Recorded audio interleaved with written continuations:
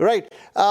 सज्जन साहब, जैसे कुछ कुछ सीटों का तो जिक्र यहाँ पर विवेक ने भी किया, कौन सी इंपॉर्टेंट सीटें हैं, जबकि ये चुनाव बहुत क्लोज टाइट फाइट है, दो गठबंधन है और बड़ा कंफ्यूजन भी है।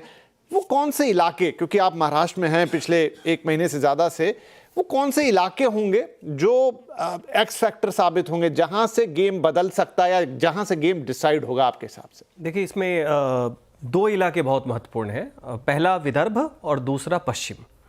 अब विदर्भ में आप देख लें, सबसे बड़ा वो 11 जिले हैं और 62 सीट हैं। दूसरा पश्चिम है जिसमें पुणे, सतारा, सोलापुर, सांगली और कोल्हापुर 5 जिले हैं और 58 सीटें हैं। अब ये माना जा रहा था लोकसभा चुनाव को देखते हुए कि विदर्भ कांग्रेस की तरफ झुका था और पश्चिम जो है शरद पवार की तरफ झुका था, और ये माना जा रहा था, इसी को देखते हुए सीटों का भी डिस्ट्रीब्यूशन कांग्रेस ने बड़ा शेयर लिया। अब इस बार जो स्थिति है, अगर महाविकास अघाड़ी को सरकार बनानी है तो कांग्रेस को विदर्भ में अपना डोमिनेंस दिखाना पड़ेगा और शरद पवार साहब को कम से कम 60 to 70% सीटें जो हैं, मतलब मान के चलिए कि 40 के तकरीबन 58 में इनको सीट जीतनी पड़ेगी कम से कम। ये दो रीजन। तीसरा मराठवाड़ा, देखिए वो पहले से तय है, उसमें 8 जिले हैं और 46 सीट है, और वहाँ पे जारंगे पाटिल फैक्टर के कारण थोड़ा सा बीजेपी को नुकसान है वहाँ पे, मतलब यूती को नुकसान है। लेकिन बाकी उत्तर महाराष्ट्र की बात देख लें, कोंकण की देख लें, ये और मुंबई की देख लें, तो ये एक फेयर फाइट लग रहा है। मुझे लग रहा है कि जो लोकसभा के तुलना में जब हमने देखा था, अभी जब हमने विदर्भ में देखा, तो कांग्रेस का जो एक माहौल दिख रहा था, वो कांग्रेस एक डिफॉल्ट बेनिफिशियरी लग रही थी। लोगों का बीजेपी को लेके एक मन बना हुआ था, हर किसी के पास अलग अलग कारण थे। कोई संविधान बचाने वाली नैरेटिव की बात कर रहा था, कोई किसान की बात करता, कोई महाराष्ट्र वर्सेस गुजरात की जो एक फॉल्ट लाइन है उससे प्रभावित था। उसके अलावा कहीं कहीं जो पार्टियां टूटी, उसके लिए लोगों का एक असहमति थी कि महाराष्ट्र का स्वभाव नहीं है, उसका नुकसान बीजेपी को उठाना पड़ा था।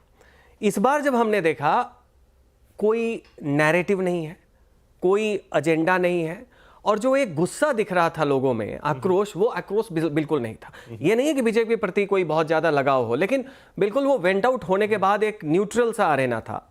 ऐसी स्थिति में एक महीने पहले हमने विदर्भ से जब देखा, वहाँ पे हमें कांग्रेस को जो बढ़त मिली थी और जो उनको मेंटेन करना चाहिए था, उस मामले में वो हमें पीछे दिखे। नाना पटोले वहाँ से हैं, प्रदेश अध्यक्ष विजय वडेट्टीवार हैं ब्रह्मपुरी से, लीडर ऑफ अपोजिशन, और बहुत सारे एमपी वहाँ पे हैं। ऐसा लगा कि ये लोग अपनी सीट या अपने कुछ जो नेपोटिज्म वाले चक्कर में ज़्यादा उलझे हुए दिखे। और दूसरी तरफ से देखिए कि यहाँ पे मराठा फैक्टर नहीं है, यहाँ पे ज़्यादा कुनबी हैं और बाकी ओबीसी हैं। तो कुनबी जो है वो कैंडिडेट वाइज चले गए, और ओबीसीज में फिर भी हमने देखा कि थोड़ी बहुत युति और बीजेपी की तरफ वापसी दिखी। और लाडली का थोड़ा हो ज़्यादा हो, बट एक पॉजिटिव ही इम्पैक्ट दिखा। कितना उसका असर पड़ेगा ये, और भी जो दूसरी चीज कि देखिए, वंचित बहुजन अघाड़ी प्रकाश अंबेडकर की 2019 में 4.5% से ऊपर वोट उसने काटा था, जो आमतौर पे बीजेपी या आज के डेट में युति को फायदा हुआ था। लोकसभा में वो वोट जो है चली गई थी कांग्रेस के पाले में जी। बावजूद इसके जो वोटिंग परसेंटेज में डिफरेंस था, वो 1% से कम के आसपास का था। इस बार हमने देखा कि विदर्भ में फिर से 2019 वाली नहीं, लेकिन 2024 लोकसभा की तुलना में वंचित अपनी वोट को आधी या उससे थोड़ा ज्यादा कम खींच रहा है। तो कुल मिला के हमें लग रहा है कि कांग्रेस को जो मोमेंटम क्रिएट करना चाहिए था या मेंटेन करना चाहिए था, हमें वो स्थिति विदर्भ में नहीं दिख रही है, और इसका नुकसान अघाड़ी को और खासकर कांग्रेस की टैली में शायद दिखे। दूसरी जो पश्चिम महाराष्ट्र में, ये बहुत ही क्रूशियल है, चूंकि 58 सीट्स हैं। अब वहां पे हर कोई इस अजम्पशन के साथ जाता है कि शरद पवार साहब का वो बैशन है, और वहां पे लोकसभा में भी ये परिणाम दिखा। अजीत पवार बिल्कुल पीछे चले गए। इस बार जब हमने देखा तो जैसे इलेक्शन जब लोकलाइज्ड है तो सीट बाय सीट बदल रहा है, लेकिन डिस्ट्रिक्ट बाय डिस्ट्रिक्ट भी बदल रहा है, क्योंकि लोकलाइज्ड इलेक्शन में शरद पवार साहब के साथ सिंपैथी है, लेकिन अगर कैंडिडेट वहां पे बेहतर दूसरे पक्ष से है, फिर लोग तो सिंपैथी और वोट के बीच में कैंडिडेट आ जा रहा है। ओके, तो उस कारण से पश्चिम महाराष्ट्र में जो स्विप होना चाहिए था, मुझे वो स्विप नहीं दिख रही है। अजीत पवार धारणा में सबसे कमजोर करी महायुति के नजर आ रहे हैं, लेकिन उनके कैंडिडेट उतने भी खराब नहीं है। वो बहुत जगह होल्ड कर रहे हैं, सतारा में हो, शोलापुर में हो। सरप्राइज दे सकते हैं नहीं। अजीत पवार अगर 15 से 20 सीट जीत जाए, मुझे कोई आश्चर्य नहीं होगा, क्योंकि ये चुनाव कैंडिडेट की प्राइमेसी पे जा रही है।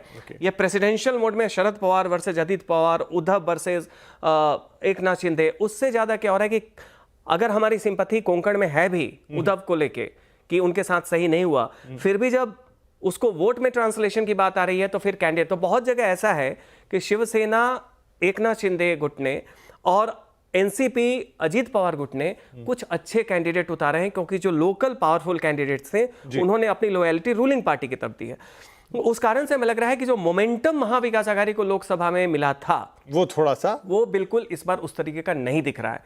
लेकिन फाइनल टैली क्या होगी काफी मुश्किल है कहना, लेकिन निश्चित तौर पे मोमेंटम इनका वीक हुआ है और लाडली का थोड़ा हो ज्यादा हो, इसका युति को लाभ मिलेगा।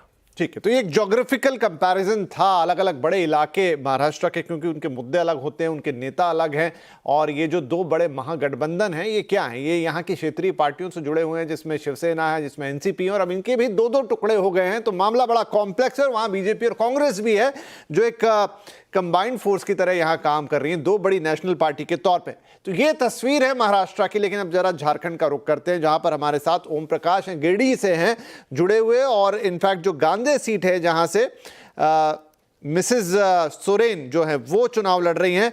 तो सर बताइए क्या स्थिति है? अच्छी वोटिंग परसेंटेज रिपोर्ट हो रही है झारखंड से, 50% के आसपास अब आंकड़ा हो गया या उससे भी ऊपर चला गया होगा।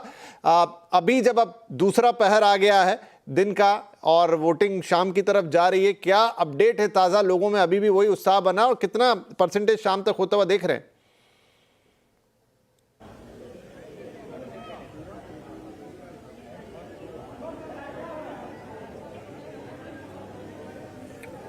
ओम प्रकाश जी। जी बिल्कुल, अगर झारखंड की बात करें तो यहाँ पर जो मतदान है उसका प्रतिशत जो है वो लगातार बढ़ रहा है, और ये इस वक्त हम गांडे विधानसभा क्षेत्र में मौजूद हैं, जो कि गिरिडीह का इलाका है।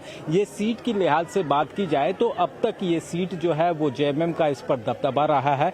पिछले दिनों जो उपचुनाव हुए थे उसमें कल्पना सोरेन, जो कि मुख्यमंत्री हेमंत सोरेन की पत्नी है, उन्होंने जीत हासिल की थी, और एक बार फिर उनका जो कहा जाए तो इस बार भी वो चुनावी मैदान में है। बीजेपी के साथ उनका सीधा भिड़ंत है। बात करें अगर गिरिडीह क्षेत्र की या फिर झारखंड की, तो इस बार जो तमाम लोग हैं मतदान किस आधार पर कर रहे हैं ये अहम मुद्दा है, क्योंकि विकास की बात तो कही जाती है, लेकिन विकास जो है वो इस चुनाव में जो बयानबाजी हुई उसमें नजर नहीं आया। इस पर हम लोगों की भी राय जानने की कोशिश करेंगे। क्या इस बार जो राजनीतिक रूप से तमाम चर्चाएं रही, क्या उसमें विकास कहीं दिखा? देखिए, सबसे बड़ी बात है कि आज जो मतदान सुबह से ही लोग कर रहे हैं, और काफी लोग, ठंड भी सुबह से थी तो काफी लोग मतदान करने निकल रहे हैं।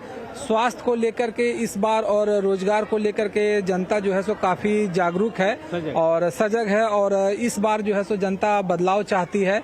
और ये जो सबसे बड़ी बात है, आज अभी तक अगर बात किया जाए तो लगभग 55% मतदान हो गया है, और गांडे विधानसभा की बात किया जाए तो 375 बूथ की संख्या है, और सुबह से ही जो लोग हैं सो निरंतर मतदान कर रहे हैं। और महिलाओं में जो है सो, चूंकि महिला प्रत्याशी हैं, कल्पना सोरेन भी महिला हैं और मुनिया देवी भी महिला है, तो दोनों महिलाओं में वोट को लेकर के काफी खुशी और रुझान देखा जा रहा है। और यही कारण है कि महिलाओं की कतार, हम अपने दर्शकों को भी दिखाने की कोशिश कर रहे हैं कि महिलाओं की कतार जो है वो खासी लंबी है।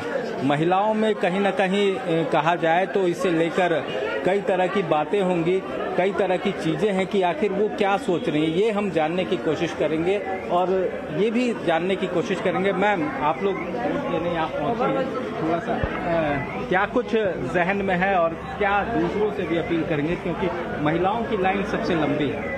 महिलाओं की लाइन लंबी इसलिए है क्योंकि भीड़ बहुत है, और अपील क्या करना चाहे, जो भी विधायक बने, या कल्पना सोरेन मुर्मू बने या मुनिया देवी बने, दो ही टक्कर है, दोनों में से जो बने, लेकिन जनता विकास ही चाहती है, विकास चाहती है, जनता को विकास चाहिए, खासकर शिक्षा और स्वास्थ्य, दो चीज बहुत पीछे है गांडे, बहुत पीछे चल रही है। एक कम से कम बहुत जरूरी आगे निकालना है इसको, ताकि आगे का रास्ता बनी रहे। एक महिला ये बात कह रही है कि एक शिक्षा और स्वास्थ्य, क्योंकि आजकल इस तरीके के मुद्दे जो हैं वो बिल्कुल हट गए हैं चुनाव से, लेकिन महिलाएं लड़ रही हैं इस सीट पर। आपने महिलाओं से बातचीत की, उनकी लाइन भी लंबी है।